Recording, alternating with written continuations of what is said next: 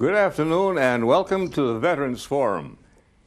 I'm Bob Stevens. I'll be the host of today's program. This is a special public service program put on in conjunction with the Library of Congress's Veterans History Project, wherein we invite fellows and gals from all different walks of the service to come in and, if they will, share their experiences with us. Today's program is coming to you from Pittsfield Community Television Service here in Pittsfield, Massachusetts. Today is the 10th of August, 2007. Today, our special guest is Kerry Klien. And here is Kerry. For the record, would you tell us your name, branch of service, and your dates of service, please? Well, Bob, my name's Kerry Klien. It's spelled with a K. And I always kind of liked my name. It was kind of an unusual name, I thought. Everybody in high school was a Frank or a Sam or something, and Kerry was a different name. But it seems over the years it's more common now than what it used to be. There's two of you then. There's two of us, yes. Okay. And presently I live in the town of Windsor, Massachusetts. I've been there for 22 years, but I am a native of Adams, Massachusetts. Okay. And I'm a 1967 graduate of the Adams High School. Okay, what's your service dates and your branch of service? I enlisted in the U.S. Navy. It was August 5th of 1969, and I was discharged in April of 1972. Okay. And I was in the Seabees in the Navy. Glad you mentioned that, my boy. The old good Seabees. It's fun getting a CB here. The rest of you guys, come on down. We've got lots of time for you. Very tightly knit group. Yeah, and there's some acronyms that go with it, too. Okay, let's get started, though. Where were you born and when, please? So way back when. Well, I was born in Adams, and it was in 1949. And I have one brother, and my dad passed away, but my mom still lives in Adams, and I worked in Adams for over 25 years as a police officer there. Oh, yeah. Good. Yeah, I retired almost 10 years ago, and life's good. Good to hear it. Yeah. And you're alive and well. That's the Alive best and part. well, yeah. Well, before you went into the service, what were you doing? Were you in school, working, or training? How? Well, like I said, I had graduated from high school in 1967, and I really wasn't really sure what I wanted to do. But I had a little pressure from my parents, I think, to go to college at the time. So I went to BCC, the old BCC. I think it was on First Street in Pittsfield. Yep. Been there, done that. The big yellow brick building. Yeah. And I went there, and I was there for a semester and a half, and it just wasn't my cup of tea. And I figured I was wasting my time. So I left, and I got into the North Adams local. They had a carpenter's local there, and I got in to begin my apprenticeship to be a carpenter. And I was doing that. I worked for actually a contractor here in Pittsfield. It was George Emerson Construction, and I worked on some of the jobs. That was the Hoosick Valley High School they were building at the time in Cheshire, and I worked there for about a year. And then I got a notice to go to Springfield to report for a physical for the draft. And Are you honored by your friends and neighbors? Is that it? was I honored? Yeah, or called by your friends and neighbors? Yeah, I was called by Uncle Sam Oh, to go there. And so, wow, I had to scratch my head and think, what are we going to do now, Kerr? So, I mean, the draft was serious then. You know, it wasn't like later on, I guess they had like numbers in the lottery and stuff like that. You know, my number came up. And so I went to Springfield, and I had the physical, and I think it was the next day, I went to the Navy recruiter and I enlisted. I figured I'll make a choice for myself. Right. It doesn't hurt. Yeah. Pick what you can. And I figured, seeing I had worked for about a year into the apprenticeship of the Carpenters Union, I figured it would be to my benefit to see if I could get into the Seabees, which is construction. Yep. I had two uncles that were both in the Seabees during the Second World War, so I was going to follow on with some family tradition. My dad was in the military, but he was in the Army Air Corps, and he was a gunner on a B-17 bomber. So that was my decision, was to get into the Seabees if I could. Good. Okay. When you reported, what camp did you go to? Camp Perry, Davisville? Well, I went How did to you get in? well, I course, I did my boot camp training first before that. But I did go to Davisville, Rhode Island. That was what they had called A School. And I went there for a 3-month period. And my rate wasn't that of a carpenter, the builder's rate. They sent me to school to be a steel worker. No. So, you know, that was fine. Okay. Although when I got out of school and I joined a battalion that I did more carpentry work than I did steel work. Well, you always go back to what you can do best. Right. Well, now, getting back to boot camp, and every the guys has all kinds of memories, good and bad. What kind of things did you do that may have been different that you liked and disliked, or came as a surprise to you, going from civilian, if you will, to CB? I mean, the first day in boot camp, I think for everybody is a total culture shock. I mean, they don't the drill personnel. They don't treat you like your parents. No. You know, and well, you have to do it just right, and if you don't, they let you know. And if you don't do it just right, everybody in the company suffers too. Yeah. You know, so like I said, it's a culture shock for everyone, but everybody got acclimated in a short period of time, and it was just a different experience. There's no question there. You know, I mean, you have everybody from all different walks of life coming in, and they have to mold you in that 3-month period into a finely tuned unit. Yeah. And they do well at it. Yeah. It scares you the first couple of days, though. You probably weren't used to the Well, I can remember, Bob, seeing a train going by on the other side of this high chain-link fence. And boy, I'll tell you, I thought maybe I should just jump over that fence and hop on that train and go where it's going. But no way. no way. I figured if my dad and my uncle, if they could do it, I guess I could do it. And Anything special about boot camp? Any selection or any kind of training that helped you or didn't help you? well, there was one interesting little thing that did happen. We had probably, you're in what they call a company, and we probably had 75 guys in my company. And there was one fella, I forgot what his name was now, but he was from Concord, New Hampshire. And he was in the, I guess you'd say the color guard unit. The 4 or 5, like the sharpest dressers and the sharpest guys were the ones that would hold the company flag and carry a saber. Well, the one guy from New Hampshire, he had this web belt on him with a saber. And he was told by the drill sergeant, well, it wasn't a sergeant because it was Navy, but chief petty officer or whatever his rating was, that no one is to touch that sword. No one but him.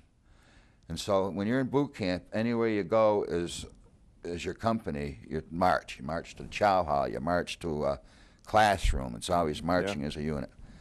And like I said, nobody's to touch that saber. Well, we're marching, and somehow the saber got hung up on the web belt.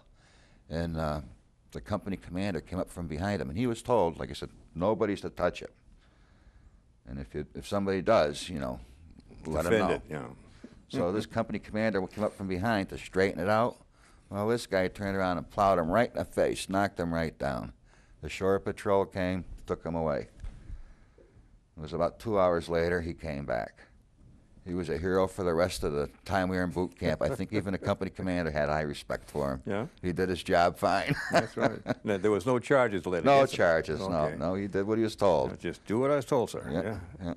Anything else like that? Any particular buddies did you? Now, when you didn't have liberty, what did you do for, quote, relaxation and rest? Or wasn't there any? I think we had 1 weekend off, and we went, I forgot even, well, I was in the Great Lakes Naval Station. Oh, that's where you took Yeah, boots? the boot camp there. And then transferred to Davisville? Yeah, I went to Davisville after that. Yep. And I was in Davisville for 3 months. That's where I went to the steelworker school. And actually, in between boot camp and Davisville, I spent 2 weeks.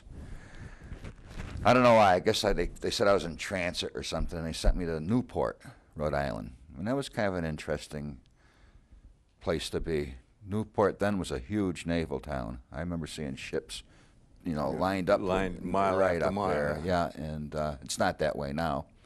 But actually, I was there, and they have what they call the U.S. Naval War College in Newport, and where the officers are trained, I guess, in war tactics. And they had me work in the mess hall there for a couple of weeks. I ate pretty good. Oh, yeah. You usually do. Well, we always ate pretty good. Oh, yeah. Yeah. I've never seen a skinny CB in my life. No, but no, that's no. beside the point. Okay, well, after you got through that and get specialized, where did you go to join your battalion or your company? Okay, like I said, I spent 3 months in school, steelworker school in Davisville, and then I got orders to go. I got to back up though. When I got out of boot camp, I had specified. They give you what they call a dream sheet. Where do you want to serve overseas duty? Where would you like to serve your duty in the States? Things like that. Okay, that's different. Dream sheet. Yeah. But you know what? It doesn't usually work that way. Oh. So I put down I wanted to go to into the Seabees and do construction work. Well, when I came out of my boot training, I had orders to go to gunnery school to be a gunner's mate. Well, I really didn't want that. So I'm there like, oh boy, now what do I do? Well, I got this brainstorm idea. I read one time that Sylvia O'Connor, who was from Pittsfield, was in the Seabees. Yeah. So I wrote him a letter in Washington, and about 2 weeks later, I got my orders changed to go to Davisville to go to school to be in the Seabees. Isn't that strange? So it worked out pretty well.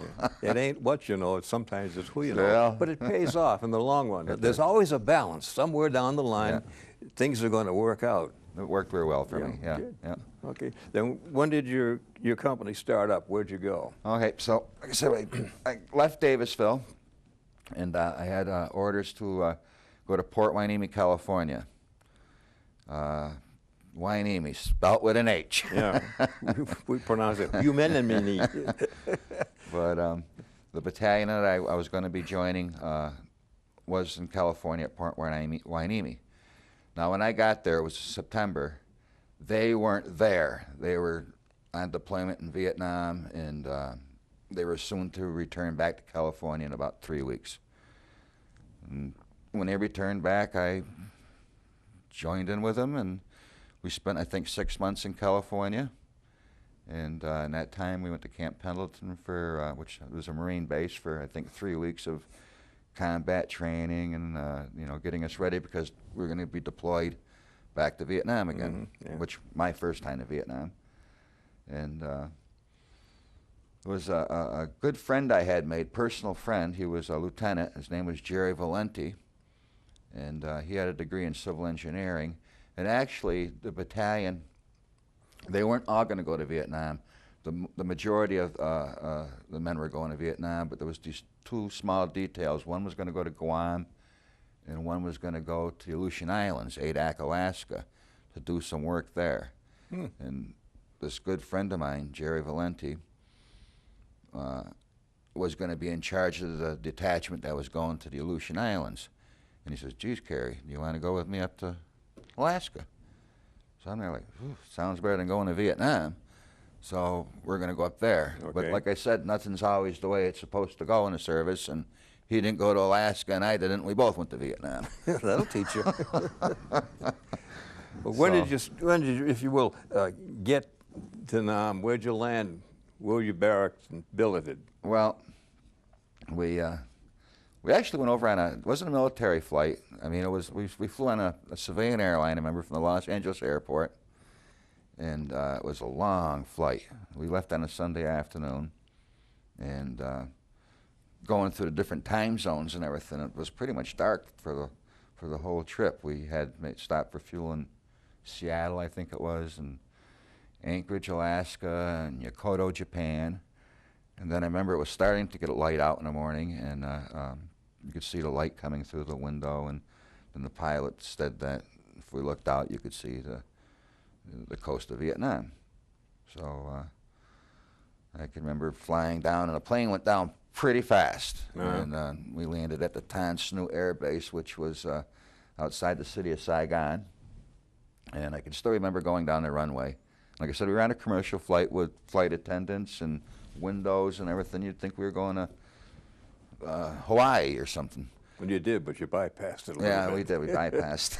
I remember looking out the window and seeing the rice paddies and the big water buffaloes there and the workers in the rice paddies with the straw hats and everything. And I had to sort of pinch myself. Am I dreaming this or what? Because for a few years I saw this stuff in Life magazine, and now I'm there. Yeah. And so that was different for me. Okay. And I remember when we got off the airplane, and we got there in March. And California in March can be a little bit cool, but I think any time in Vietnam can be extremely hot. It was like a blast of heat that just hit you. And I had to go to the bathroom real fast. So went into this building, and there was a men's room there. And I'm standing in the men's room at the urinal. And I happened to look on the right of me, and there's a guy who I had graduated from high school with. He was from Cheshire, Keith Gould. And we weren't the best of friends in high school. But he was coming back. His tour of duty in Vietnam was all done. And I guess he was going back to the States on the same plane that brought us there. Yeah. So we spent about a half hour together, and we had a great time. So while you were relieving yourselves, you relieved each other in effect. Yeah. That was pretty interesting. Now, did you have any problem when they were landing? Because I've had some of the other guys talk about when they went to Da Nang when it was hot, and they were constantly being, if you will, escorted by fighter people because the guys on either side of the airport or the landing strips were shooting in mortars and small arm fire. Did you have that? No, I can't say that. No, I experienced that. No. Okay, so it was clear and clean. Yeah. When you got there, what were you assigned to do? What was your MOS, if you will? Well, the first week we didn't do too much. It was like a vacation time. We had different detachments that were going to go to different places. And we were in Ben Hoa, which is about, I'm going to say 20 miles from Saigon. And we didn't have anything to do. Actually, our weapons weren't even there. We were there without having any weapons. Oh, that's convenient. That's really convenient in a war zone. We got those probably in 3 days. Okay. Now, talking about weapons, what did you qualify in when you were at Pendleton, as far as any small arms, rifle, machine gun, mortars?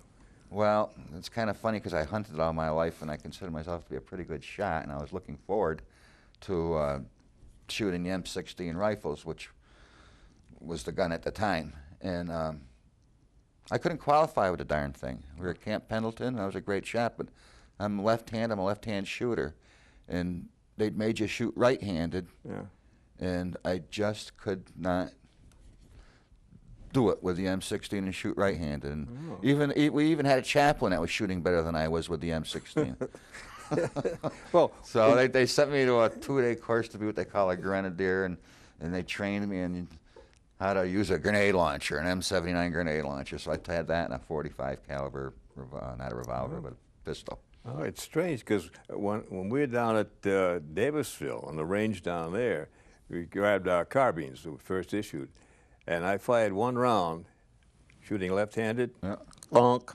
Really? Just about, I felt I'd wounded myself before anything had happened. So finally they got through and they ended up and they gave me a Springfield. And I could play with that pretty good, but that carbine scared the heck out of me. Oh. So, those things do happen, I guess. Well, did you, as they call it, go in-country, or were you stationed in around a major town or a city? What was the perimeter around? What did you do? Well, I was in Ben Hoa, which was actually, you could say, the home port of a battalion there, okay? We had detachments, I think, in 3 or 4 different places where 60 guys would go here and 40 guys would go there. I did go to a place called Khao Mau, and there was maybe 20 guys there. I was there for like 3 weeks. And then went back to the Ben Hoa, the big base. And I was only there for 3 months, though. We got into a very, very fierce game of volleyball. And volleyball? Volleyball, yeah. Oh, and then what happened? And I got injured. I tore the cartilage out of my left knee. And hey, I never got a Purple Heart for it, though. Oh, you probably got lucky to be here, the heck with the Purple Heart. But, so what happened after that? You got a 3 month in well, I spent about country? I was there for 3 months, but I spent probably the last 2 weeks there with a full-length cast on my leg. Ooh. And I guess they figured that I wasn't going to do too much good there. So, like I said earlier, they had a little detachment on Guam, and so they sent me to Guam with the guys there. And actually, there was a naval hospital on there where I was supposed to have surgery, and they never did the surgery there. I did have surgery a couple years later at the VA hospital in Albany. But so I spent the rest of that deployment. I think it was maybe 7 or 8 months. I finished it up on Guam. Okay, and then after that, they shipped you back stateside? Back to Port Hueneme, yeah. And were you there long, and you stationed there for a while, or did that complete your tour and you were in and out? When I came back to the States, Yeah. I think it was 6 months back at Port Hueneme, and I was out. Okay, Yeah. good. So Now, yeah, I see your book here. Did your battalion have a number? See, I asked that because when I was in, every battalion had a number in it. They had a CBD or CBMU, and I don't even know what the gibberish is today. yeah. I don't know even the rates. MCB5, Okay. Mobile Construction Battalion Number 5. Okay.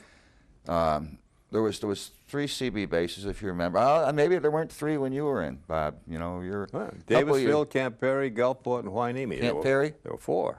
Yeah. I never heard of Camp Perry. Where was that? That was where we were indoctrinated, in the red mud of Virginia. In Virginia? Yeah. Okay, never heard of Camp Perry. Yeah, there was Gulfport, Mississippi. Yeah. We were there. Davisville, and you were in Port Hueneme? Oh, yeah. Yeah. Oh, yeah. Yeah. Port Hueneme. Yeah. Huneme. E-N-E, right. Okay. Now, all the things that you've done in the service, what kind of an impact do you think it's had on what you've done in your civilian life from there on out, up to through today? Well, personally, I think it's an experience that any physically able person should experience. You grow up, you really do. You have a lot of time to think in a service. It's just an experience where, oh boy, how can I say it? For me, it was the first time ever away from home on my own. I think you said it in those 2 words, grow up. Oh, because you know, there were people that couldn't hack it, and they let them go. No. Okay, and I used to wonder, like, well, what are they going to do for the rest of their life? Can't handle it there either. It's sort of sometimes in life there's things that if you can get through the boot camp part, the rest is what we call gravy. Yeah. You know? Unless you spill some on yourself. No, but seriously, if you can get through the boot camp part, and then after that it's just like a job. Okay. And, now, did that help set you up, if you will, for getting a job in the police force? Yeah, it did. It really did. When it was 1975, and like I said, I had been working construction for a couple of years now, and I was, working for a local contractor, and then I understood that there was a couple positions that were open for the Adams Police Department, and I never even considered doing police work in my life, but I just was curious, and I went down and I spoke to the local police chief and filled out the application, took the civil service test, and was interviewed by the selectmen in Adams. They were the board that hired you, and they hired me, and I went to 3 months of training for the municipal police training at the State Police Academy in Framingham, Massachusetts. Oh, good. And that was exactly the same as the 3 months at the Great Lakes Naval Station. So it was so much easier because like you've been there before, really. Like you had been there before. And it helped you, I would guess. Big time, it really did. Yeah, yeah. Were there any other guys in your police academy that were in the service that kind of buddied up the, once in a while? Not really, no. I can still remember that. I was 25 years old, I think, when I went to the police academy, and most of the new recruits there at the academy were probably between 20 and 22. Okay. So I was, I think, the oldest one actually at the time, and the only one with any previous. Well, your age just went like that cast around, didn't it? Yeah, but I was the only one with any military service at the Okay. time. So, I think the military does open up a lot of doors for people. I mean, if I was in a position to hire, if I had 10 job openings and 25 people came to apply for those 10 job openings, I got to be honest, I would probably take into consideration someone that's been in the military, because I think they've got that just a little bit much more maturity than someone that hasn't. Good point. It's a good point. Now, would you make any recommendations to some of the guys maybe listening here as to what they might look into as far as how you were able to progress? I'm not quite sure if I understand that Oh, well, I'm question. saying, if you could or would, any, say, words of wisdom as to what the service did for you and how you then were able to apply it and what it's done for you in your life. Well, there's one thing I regret when I was in the service, and if I could do it all over again, I would do it differently. And I think this happens to a lot of people in the military. The military's great, it really is. There's so many opportunities there, educational-wise, recreational-wise. When I was there, when I got in, actually, it was 1969, and they were trying to, you know, there was a lot of protesting going on with the Vietnam War, and it wasn't, the military was not an attractive place to be. And they were trying to make it more attractive, and Admiral Zumwalt at the time just came into the Navy as Secretary of the Navy, and geez, I think he even had sideburns himself. And he, you could, for the first time, you could have a mustache in the Navy. You could have neatly trimmed sideburns. You could have a beard, I think. And they were trying to make the military that much more attractive where men would enlist in it. And I just happened to hit it right because he was there when I first got in. Things weren't that bad. I mean, I did eat some sea rations out of a can once in a while, but hey. You have to eat. Yeah. They weren't bad either. I know.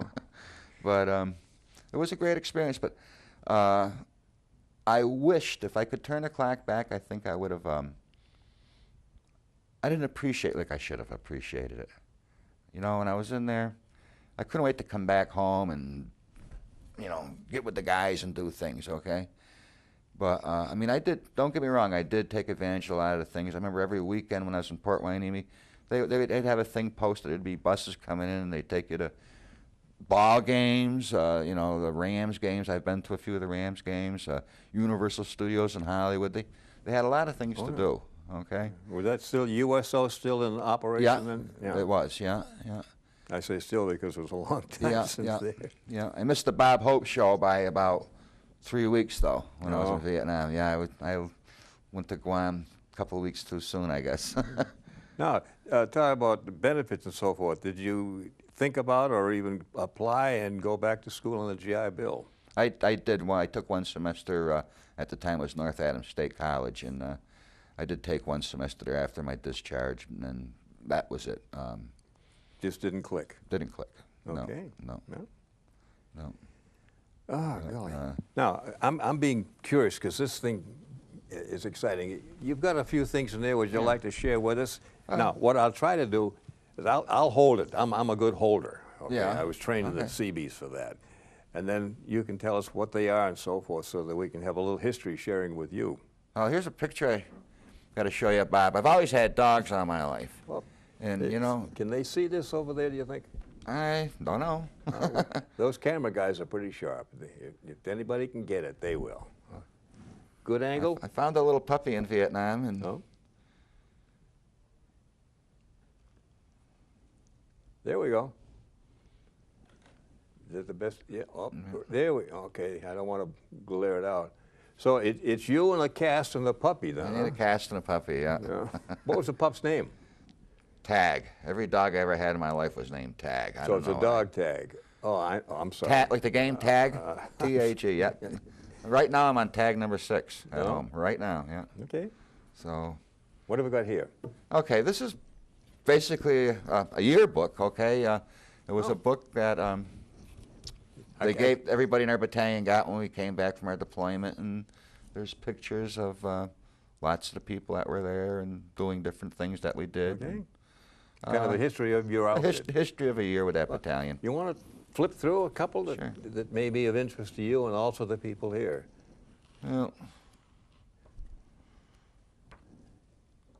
the only thing I ever got there was a tissue copy map of Okinawa and where we were going to land and where we weren't supposed to go and where we did go. Really? That was it, period. Yeah. No, there's just, like I said, I look back at it, and we're talking this is in 1970, so 37 years ago. When I look at these pictures, it's like I saw these guys last week. Okay. Have they gotten any older, though? Well, they probably did, and I guess I have too. But, yeah, you know, I haven't looked at this thing in a long time, and today I took it out, and you know, it's like I can still remember. Any of you in there that's showing you when you were young? There's one picture of me, actually, and I'm standing in the back. There's no way the camera's going to pick it up. But it's not that I'm anti-photo I'm just in the back of a crowd. You're not going to pick it up. All right. But there's, we have a section here where the guys that are in Vietnam and Guam, and a little article, or little thing here about our commander, and Exact and all that good yeah, stuff. yeah. Okay. Oh, it's interesting stuff here. Yeah. I've got a couple of questions to ask him. When you were at Guam, did you finally get rid of the cast? And if you did, what did you do to keep out of trouble while you were there? Well, there's not a lot to do on Guam. I think it's about 4 miles wide and 8 or 10 miles long. And like I said, Vietnam was hot, but I'll tell you, that was cool compared to Guam. That's, it's right on the equator, and I'll tell you, that place was hot and humid every day. If it got under 100, that was a cold day, huh? A cold day, yeah. But it was a beautiful island. I can still remember with the banana trees and the coconut palms, and where I was living there with about 25 other guys, Seabees, was in a World War II Quonset hut, and we were probably 80 feet from the shore, and right on it was kind of air conditioned. Only when the breeze came. Yeah, open the door. Yeah, open the door. Yeah, yeah. But it was a nice place to be. And there wasn't a whole lot to do there, but I've always enjoyed being in the water, and I had done some scuba diving, a lot of snorkeling. And Guam is surrounded by a coral reef, and they had a huge invasion there. In 1945, I believe, the Marines invaded Guam.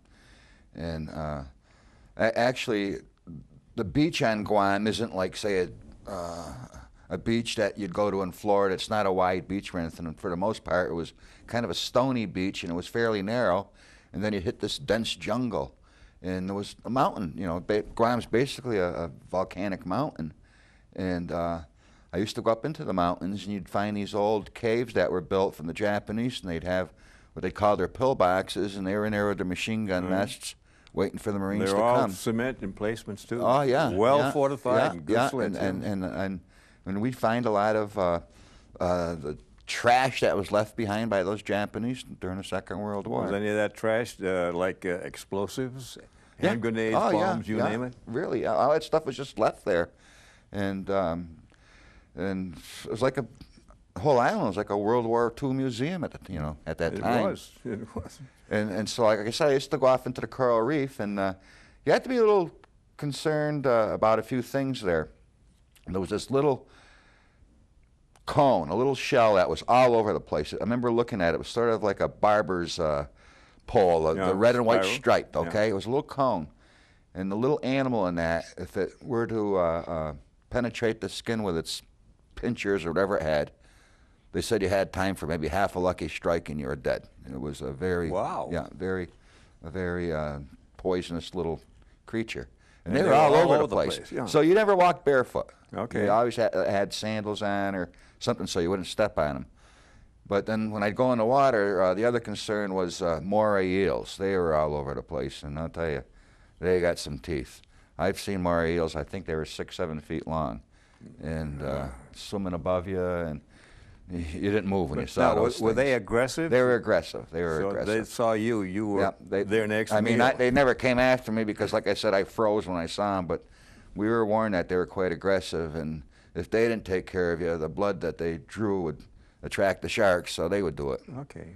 So you're kind of a swimming smorgasbord. Yeah, exactly. So you had to always be conscious of what was around you. Well, did you ever find anything while you were snorkeling? Yes, I did. Actually, at the post that I belong in Adams, the American Legion 160, I donated about 3 months ago.